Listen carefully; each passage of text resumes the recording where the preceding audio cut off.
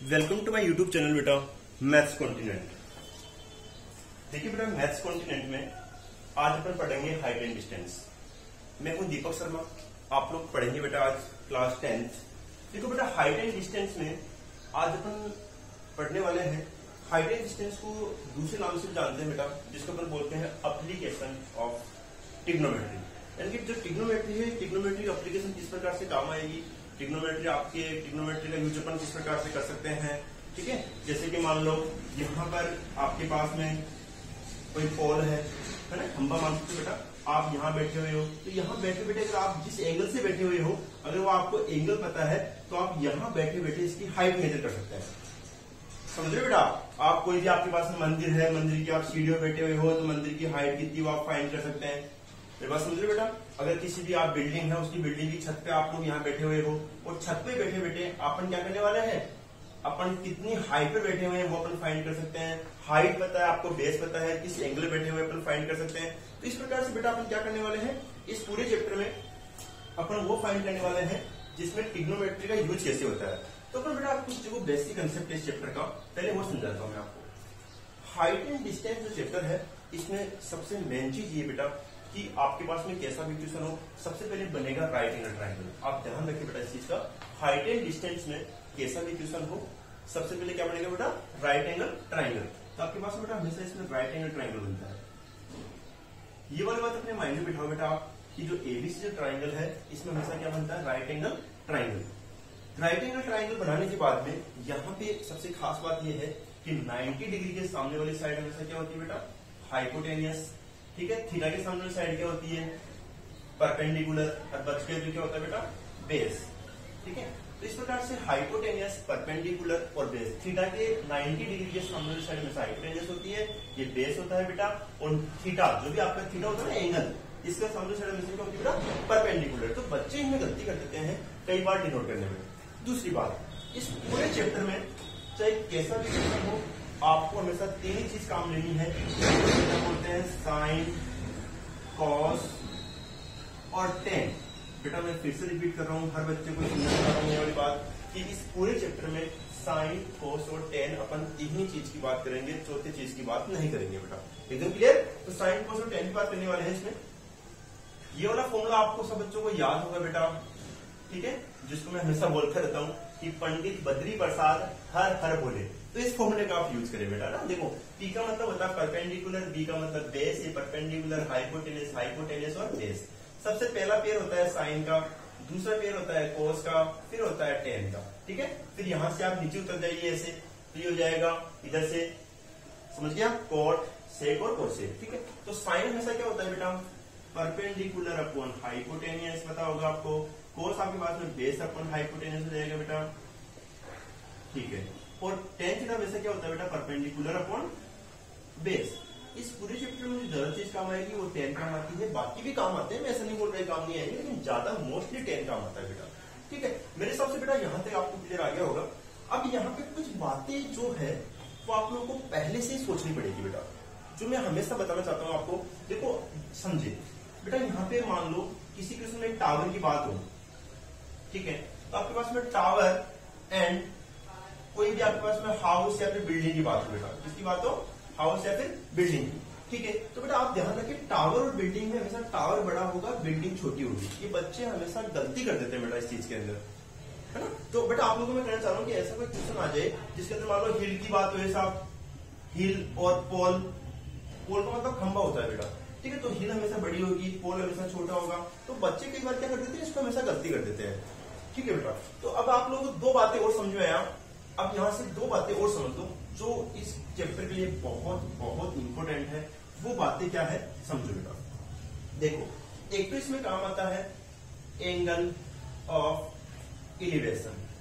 ठीक है, तो एंगल ऑफ एलिवेशन का मीनिंग क्या होता है बच्चों, पहले अपन उसकी चर्चा करेंगे बेटा। देखो, एंगल ऑफ एलिवेशन का मतलब ये होता है कि यहाँ पे कोई भी एक पोल है, इस पोल की ये होता है बेटा फुट ऑफ परपेंडिकुलर, यानी फुट ऑफ पोल। फुट का मतलब क्या होता है, जहां से पोल खड़ा हुआ है। ठीक है, यहां से मान लो आप 10 मीटर पे यहाँ बैठे हुए हो, और यहाँ बैठे बैठे मान लो यहाँ बनाता हूँ मैं आपको, थोड़े सुंदर से आप दिख रहे हो तो यहाँ पर आप लोग बैठे हुए हो, खड़े हुए हो, और यहाँ से आप क्या कर रहे हो बेटा, पोल के टॉप को देख रहे हो। ठीक है, अब यहां से क्या कर रहे हो, आप पोल के टॉप को देख रहे हो, तो आप क्या कर रहे हो बेटा, नीचे से ऊपर देख रहे हो, नीचे से ऊपर, तो ये आपकी क्या होगी, आईज। ठीक है, तो आईज की सामने वाली लाइन को अपन बोलते हैं हॉरिजेंटल। क्या बोलते हैं बेटा इसको, हॉरिजेंटल लाइन। तो ये आपके पास हो जाएगा हॉरिजेंटल लाइन। ठीक है, और ये जो लाइन होती है मतलब वर्टिकल। तो हॉरिजेंटल लाइन और जिस लाइन से आप देख रहे हो, तो जो एंगल बनेगा दोनों के बीच का, वो बनता है हमेशा बेटा एंगल ऑफ इलिवेशन। क्या बोलते हैं इसको, एंगल ऑफ इलिवेशन। अच्छा, एक चीज और देखो इसके अंदर, एंगल ऑफ इलिवेशन के अंदर आप ध्यान रखो बेटा, आप नीचे से ऊपर देख रहे हो। मैं बेटा लिख देता हूं यहां पे कि नीचे से ऊपर। अगर कोई भी जो बच्चा है वो नीचे से, यहां कोई नीचे खड़ा हुआ है, बिल्डिंग ऊपर देख रहे हो वैसे, तो अगर आप नीचे से ऊपर देख रहे हो तो क्या बनेगा, एंगल ऑफ इलिवेशन। डन हो गया बेटा, नहीं भूलना। कहीं पर आप नीचे खड़े हो, नीचे से ऊपर देख रहे हो, तो एंगल ऑफ इलिवेशन। कई बार क्या होता है, क्वेश्चन चेंज आता है। जैसे मान लो आपके पास ये टावर है, या आपकी घर है, ठीक है, आप घर पे आप छत पे बैठे हो, यहाँ पे बेटा समझना बात को। ठीक है, आपके पास में यहाँ पे आपका हाउस है, घर है, उस घर के छत पे बैठे हुए हो आप, तो आप पहले से इतनी हाइट पे बैठे हुए हो, तो यहां से आप टावर के टॉप को देख रहे हो, छत पे से टावर के टॉप को देख रहे हो आप, तो जो बनेगा आपके पास बनेगा हॉरिजॉन्टल, तो यहाँ पे ये बन जाएगा एंगल ऑफ इलिवेशन। समझ लो, डिपेंड ये नहीं करता कि आप कहां पे खड़े हुए हो, कहां बैठे हुए हो, आप जहां पर हो वहां से अगर आप ऊपर देख रहे हो तो क्या बनेगा, एंगल ऑफ इलिवेशन। डन, एकदम क्लियर बेटा, समझ आ गया बेटा आप लोगों को। ठीक है, अब दूसरी चीज एक और की बात करेंगे अपन, जिसको बोलते हैं एंगल ऑफ डिप्रेशन। तो एंगल ऑफ डिप्रेशन के बारे में आपको बताता हूं बेटा मैं। ठीक है, तो एंगल ऑफ डिप्रेशन के लिए समझते होता क्या है। तो एंगल ऑफ डिप्रेशन, बेटा एंगल ऑफ डिप्रेशन के अंदर कई बच्चे हमेशा कंफ्यूज रहते हैं, वो समझते हैं आप लोग। देखिए, आप यहां पर हो, ये मान लो आपका बड़ा सुंदर सा घर बना रहता होंगे ना, ये घर आपका, और आप यहां पे बैठे हुए हो, समझ रहा हूं, यानी कि आपने क्या करा, आप छत पे बैठे हुए हो बेटा, अरे घर है, घर की छत के ऊपर आप बैठे हुए हो। अब यहां से आप नीचे देख रहे हो, समझ रहा बेटा बात को, यहां से आप नीचे देख रहे हो, तो आपके पास में ये आपकी आईज होगी। यहाँ पे मैंने बताया था ना कि आपको ये आपकी आईज होगी यहाँ पे, तो आईज की बिल्कुल सामने वाली लाइन हमेशा क्या होती है, बोलिए, हॉरिजॉन्टल। तो बेटा इसको जरूर ध्यान रखें, आपके पास में ये क्या हो जाएगी, आपके पास में हॉरिजॉन्टल हो जाएगी बेटा। क्लियर है क्या बेटा, ये हो जाएगी हॉरिजॉन्टल लाइन। तो ये आपके पास में जब ये हॉरिजॉन्टल लाइन हो गई, तो हॉरिजॉन्टल लाइन और आपके पास में ये वाला लाइन के बीच का एंगल होता है एंगल ऑफ इलिवेशन, यानी कि इसको अपन क्या बोलेंगे, एंगल ऑफ डिप्रेशन। क्लियर है क्या, angle of depression, horizontal line और ये वाली। अब आपको पता है बेटा, ये दोनों आपस में क्या होगी, पैरेलल। देखो, ये आपस में पैरेलल हो गई, और पैरेलल लाइन को जोड़, अपन जिस लाइन से ज्वाइन करते हैं, यानी कि जोड़ते हैं, तो ये हमेशा एंगल कौन से होते हैं, अल्टरनेट। ठीक है, तो दोनों अगर लाइन पैरेलल है, तो अल्टरनेट एंगल हमेशा क्या होता है बेटा, इक्वल होता है। तो ये वाला एंगल हमेशा इसके बराबर होगा। समझ गए, काम वही करेंगे अपन, ये आपके पास में हाइट हो जाएगी, ये बेस हो जाएगा, ये थीटा बन जाएगा, लेकिन आपको एक्स्ट्रा लाइन लिखनी पड़ेगी, क्योंकि यहाँ पे एंगल ऑफ डिप्रेशन की बात हो रही है। एंगल ऑफ डिप्रेशन अपन लेते हैं हमेशा ऊपर से नीचे। बेटा मैं फिर हिंदी में लिख रहा हूँ बार बार, में आप लोगों को समझने के लिए माइंड में फिट बैठ जाना चाहिए। एंगल ऑफ इलिवेशन नीचे से ऊपर देख रहे हो, और एंगल ऑफ डिप्रेशन ऊपर से अपन नीचे देख रहे हैं। समझ गए बेटा, तो इसका बारे में जरूर ध्यान रखें, angle of depression, angle of elevation, confusion नहीं होना चाहिए बेटा, है ना। दोबारा, एंगल ऑफ एलिवेशन बोलिए, नीचे से ऊपर, एंगल ऑफ डिप्रेशन ऊपर से नीचे। डायग्राम दोनों के माइंड में फिट बैठना चाहिए आपके। ये दोनों एंगल बराबर इसलिए होंगे क्योंकि आपके ऊपर क्या बनेगा, ये ऑल्टरनेट एंगल। देखो बेटा मैं कुछ क्वेश्चन देता हूं आपके इसके लिए, ठीक है, तो कुछ क्वेश्चन लेता हूं मैं, ताकि आपको थोड़ा सा बेटा समझ में आ जाए। देखिए बेटा, आपकी एक्सरसाइज के क्वेश्चन ले रहा हूं मैं। देखो कई बार बेटा वो एंगल पूछ सकता है। देखो, if the shadow of the vertical pole, समझ लो बेटा बहुत इजी क्वेश्चन है, is equal to its height, then the angle of elevation आपको फाइंड करना है। समझना कितना बढ़िया क्वेश्चन है, मतलब आपको एंगल ऑफ इलिवेशन आपको फाइंड करना है, या आपको फाइंड करना है। ठीक है बेटा, देखो बहुत मतलब कई बार ऐसा बाई चांस क्वेश्चन आ जाता है कि जिसमें एंगल फाइंड करना है, तो बेटा आपको क्या करना है, देखो if the shadow of the vertical pole, ये वर्टिकल पोल है, अब ये वर्टिकल पोल क्या हो गई, शेडो। शेडो समझते हो ना, छाया उसकी। तो दोनों आपस में इक्वल है, दोनों आपस में क्या है, इक्वल। तो आप ये वाला एंगल बताइए बेटा। इस प्रकार से क्वेश्चन है आपका। यानी कि मैं गिवन चीज लिख देता हूँ बेटा एक बार। यानी गिवन चीज आपके पास में क्या है, यानी कि length of pole equal to, बोलो बेटा, लेंथ ऑफ शेडो। ये मेन चीज है। यानी कि जो इसी पोल की लेंथ होगी वही क्या होगी, इसकी शेडो होगी। समझिए बेटा। यानी कि आपके पास में ये भी h, तो ये भी क्या होगी, h। दोनों इक्वल है। अब तो क्लियर है। तो मैं इसको h माना, यानी कि 10 मीटर 5 मीटर जो भी हो, तो वो भी आपके पास में ये हो जाएगी। दोनों सेम होगी बेटा आपके पास। ठीक है। तो ये हो गया आपके पास में एंगल ऑफ एलिवेशन। तो आपको ये फाइंड करना है। तो बेटा तरीका सब में सेम रहेगा। मैं आपको बताता हूँ। In triangle ABC, triangle ABC में देखो आप, थीटा के सामने वाली साइड क्या होगी, बोलो, परपेंडिकुलर। क्या हो गया, AB equal to h metre. समझिए स्टूडेंट्स। AC बेस, यहां पर लिखा हूं मैं, base equal to h metre, क्योंकि जो आपके पास में हाइट है वही आपके पास में शेडो है। एंगल आपको फाइंड करना है, थीटा आपको फाइंड करना है बेटा। तो यहां पे अपन क्या करने वाले हैं, परपेंडिकुलर अपॉन बेस है। तो परपेंडिकुलर अपॉन बेस के अंदर क्या हो जाएगा, बोलिए। अब देखो आपके पास में ये वाली चीज आप माइंड में फिट करके रखिए इसको हर क्वेश्चन में लिख किया करो बेटा। ठीक है। तो परपेंडिकुलर अपॉन बेस क्या होगा बेटा, tan थीटा। तो यहाँ पे क्या हो जाएगा बताओ, tan थीटा इक्वल टू क्या होता है, परपेंडिकुलर अपॉन बेस। तो tan थीटा परपेंडिकुलर क्या हो गया बेटा, h अपॉन h, कट गया 1 आ गया। तो tan थीटा इक्वल टू 1। समझिए बेटा। और tan थीटा बेटा आपको टेबल याद है ना, ट्रिग्नोमेट्री टेबल, उसमें देख के बताइए कि 1 की वैल्यू क्या होती है। तो tan 1 की वैल्यू क्या होती है, बोलो, 45। 10 से 10 कट गया, लेकिन शो मत करना, मतलब काटना मत है ना। आप डायरेक्ट लिख देना कि थीटा इक्वल टू कितना आ गया, 45। समझ गए बेटे। तो बड़ा आसान क्वेश्चन था। अपन एक दो क्वेश्चन चर्चा और करते हैं बेटा। यहां तक उतारिए आप लोग। देखिए बेटा बहुत इंपॉर्टेंट क्वेश्चन है, आप यहाँ पे समझ सकते हैं। A ladder 15 metre long is the resting against a wall, thus making an angle of 60 degree with the wall then the height of the wall. समझिए बेटा क्वेश्चन को। क्वेश्चन ये बोलना चाह रहे कि आपके पास में कोई भी वॉल है, कोई भी दीवार है, इस दीवार के सहारे अगेंस्ट, इसके सहारे को एक सीढ़ी है, लेडर, ठीक है, वो ऐसे खड़ी हुई है। तो आपको क्वेश्चन में क्या दे रखा है बेटा, जो लेडर है, जो सीढ़ी है आपकी, उसकी आपको लॉन्ग दे रखी है, लंबाई दे रखी है 15 मीटर। समझिए बेटा। आपको एंगल दे रखा है कितना, 60 डिग्री। बेटा एक बार हो, अगर किसी बच्चे को क्वेश्चन में ये नहीं दे रखा है कि angle of elevation, angle of depression अगर नहीं दिया हुआ है, तो हमेशा बेटा आप एंगल ऑफ एलिवेशन मांगे। ठीक है। अब हाइट आपको फाइंड करनी है। तो सबसे पहले लिखिए आप कि let be height, let be height of wall. Wall बेटा क्या मान ले, बोलो, h मीटर। ठीक है, ये हमेशा लिख दिया करो बेटा। अब अपन सीधे क्वेश्चन में आते हैं। इन ट्राइंगल एबीसी, बेटा फॉर्मेट बिल्कुल आप माइंड में बिठा लें। ट्राइंगल एबीसी आएगा, ये आपके पास में क्या बनेगा, 90 डिग्री। तो देख सकते हैं बेटा आप लोग, ये फॉर्मूला आप पहले लिख लें। मैं बताना चाह रहा हूं आपको, हर क्वेश्चन में आप फॉर्मूला लिख लें। समझ गया बेटा आपको। अब आप यहाँ पे जान सकते हैं कि थीटा के सामने वाली साइड क्या होगी, परपेंडिकुलर। तो परपेंडिकुलर आपके पास में कितना हो गया बेटा, बोलो, h मीटर।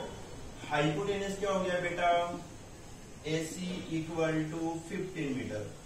थीटा क्या हो गया बेटा, 60 डिग्री। ये अपन इसको देख के पता कर सकते हैं। अब देखो परपेंडिकुलर अपन हाइपोटेनस में पेयर कौन सा बन रहा है, साइन कोस टेन। इसकी पेयर है साइन का। तो साइन थीटा इक्वल टू क्या होता है, परपेंडिकुलर अपॉन हाइपोटेनियस, यानी कि AB अपॉन AC। समझ में आ गया होगा बेटा आपको। अब लिखो यहाँ पे साइन थीटा इक्वल कितनी है, 60 equal to perpendicular h upon 15। मेरे हिसाब से समझ में आ गया होगा बेटा आप लोगों को। अब यहाँ पे क्या करना आपको, देखो साइन 60 है, तो साइन 60 की वैल्यू टेबल में देख के बताओ मुझे कितनी होगी, √3/2। बताओ बेटा आप लोगों को सबको। क्रॉस मल्टीप्लाई कर दीजिए, 15√3 इक्वल टू 2h। तो h यहां से निकाल लिया, तो 15√3 अपॉन 2 मीटर। समझिए बेटा। तो बड़ा आसान क्वेश्चन था। मैं तो ये चाहूंगा कि इस क्वेश्चन को आप बिल्कुल कॉपी पेन लेके करें। ठीक है, इसको लिखिए बेटा। बेटा ये क्वेश्चन वेरी वेरी मोस्ट है। सब बच्चे इस क्वेश्चन को अपनी बुक में, अगर ये वीडियो आप देख रहे हो तो इस क्वेश्चन को हाईलाइट कर ले, वेरी मोस्ट लगा ले। If the angle of elevation to the 2 points A and B is greater than B on the ground from the base of the tower are 30 degree and 60 degree, then height of tower। समझिए बेटा कितना बढ़िया question है। देखो सबसे पहले आप tower लिखिए और इस टावर से 2 पॉइंट, टावर का बेस आपके पास में ये है, इससे 2 पॉइंट है, वो मान लेता हूं मैं A, B, C और D, ठीक है। तो क्वेश्चन बोलना चाह रहा है कि angle of elevation to the 2 point A and B on the ground from the base of the tower, tower के बेस से 2 पॉइंट है बेटा, जिसकी जो डिस्टेंस है वो दे रखी है A is greater than B। कहने का मतलब यह है कि पहला जो पॉइंट है, इस पॉइंट से डिस्टेंस A, मतलब 2 पॉइंट हो गया C और D, तो डिस्टेंस A बड़ी है, A is greater than B, तो ये तो हो जाएगा आपका डिस्टेंस A। दोबारा समझो, टावर का बेस है, इस टावर से 2 पॉइंट है C और D, ठीक है। तो 2 पॉइंट में एक की डिस्टेंस तो क्या है, बड़ी, तो बड़ा पॉइंट कौन सा है, B से D तक बड़ी डिस्टेंस है, ठीक है। दूसरा उसी बेस से B पॉइंट है, मतलब B डिस्टेंस, तो B डिस्टेंस क्या होगी, छोटी होगी। समझ गए बेटा, आपका डिस्टेंस से ज्यादा बड़ी है, B आपका ज्यादा छोटी है, तो A आपके पास बड़ा हो गया, B आपके पास छोटा हो गया। टावर के बेस से 2 पॉइंट है C और D। अब यहाँ पे इनको आप बना दीजिए, ज्वाइन कर दीजिए, तो 2 एंगल बनेंगे आपके पास। अब 2 एंगल बनेंगे तो हमेशा हमारे बच्चे कंफ्यूज रहते हैं कि बोला सर हम यहाँ पे एंगल कौन सा लिखें, यहाँ पे कौन सा लिखें। तो बेटा अपने माइंड में फिट कर लो कि आपको क्वेश्चन में लैंग्वेज कितनी भी घुमा के दे दे, कैसे भी दे दे, हमेशा बड़ा एंगल पहले आएगा, छोटा एंगल हमेशा बाद में आएगा। फिर से रिपीट करो बेटा, क्वेश्चन कैसा भी हो, एंगल ऑफ डिप्रेशन, एलिवेशन, जो भी एनिमल हो, आपको कितनी भी लैंग्वेज घुमा के दे दे, हमेशा बड़ा एंगल पहले और छोटा एंगल बाद में आएगा। ये आप अपने माइंड में फिट कर ले बेटा, क्योंकि जैसे जैसे लाइन बढ़ती जाएगी तो एंगल आपका बढ़ता जाएगा। समझ आ गया बेटा आपको, ठीक है। तो आपको यहाँ पे गिवन था A is greater than B, आपको हाइट फाइंड करनी है बेटा, ठीक है बेटा। देखो बच्चों, आपको डायग्राम समझ आ रहा है, तो अपन लेंगे let be height of the tower. तो टावर की हाइट अपन क्या मान लेंगे बेटा, H मीटर, ऐसा जरूर लिखनी लैंग्वेज यहाँ पर बेटा। देखो in triangle ABC, triangle ABC की बात कर रहे हैं अपन, थीटा के सामने वाली साइड क्या हो जाएगी बेटा, बोलो, परपेंडिकुलर। तो perpendicular AB equal to H metre. फिर यहाँ पे क्या आएगा बेटा, बेस, बेस क्या हो जाएगा बेटा, BC equal to B metre. फिर यहाँ पे आता है एंगल 60 डिग्री, क्योंकि बेटा अपन ABC की बात कर रहे हैं। यहाँ तक डन हो गया बेटा आपको। अब यहाँ से समझे, ये फॉर्मूला पहले आप लिख लें बेटा, मैं हमेशा बताता हूँ आपको। तो परपेंडिकुलर अपॉन बेस का जो पेयर है वो कौन सा बन रहा है, tan थीटा। तो tan थीटा यहाँ पे बन जाएगा परपेंडिकुलर अपॉन बेस, यानी कि AB अपॉन BC। तो थीटा कितना हो जाएगा बेटा, 60 डिग्री। अब परपेंडिकुलर क्या हो जाएगा बच्चों, H upon 6, sorry H upon B। बेटा tan 60 की वैल्यू क्या होती है, बोलो, √3 H अपॉन B। बेटा इक्वेशन फर्स्ट, इसको इतना रहने दे बेटा, क्योंकि आगे सोल्व नहीं कर सकते अपन, संख्या नहीं है ना अपने पास में, तो आगे सोल्व अपन नहीं करेंगे। अब अपन लेंगे इन ट्राइंगल, बोलो A B और D। तो इन ट्राइंगल ABD, तो ABD के अंदर ये वाला लाइन भूल जाए बेटा, अपन ABD की बात कर रहे हैं। तो ABD में परपेंडिकुलर क्या हो जाएगा बेटा, बोलो, H मीटर। बेस क्या हो जाएगा बेटा, बोलो, BD equal to A metre. और थीटा क्या हो जाएगा बेटा, 30 डिग्री।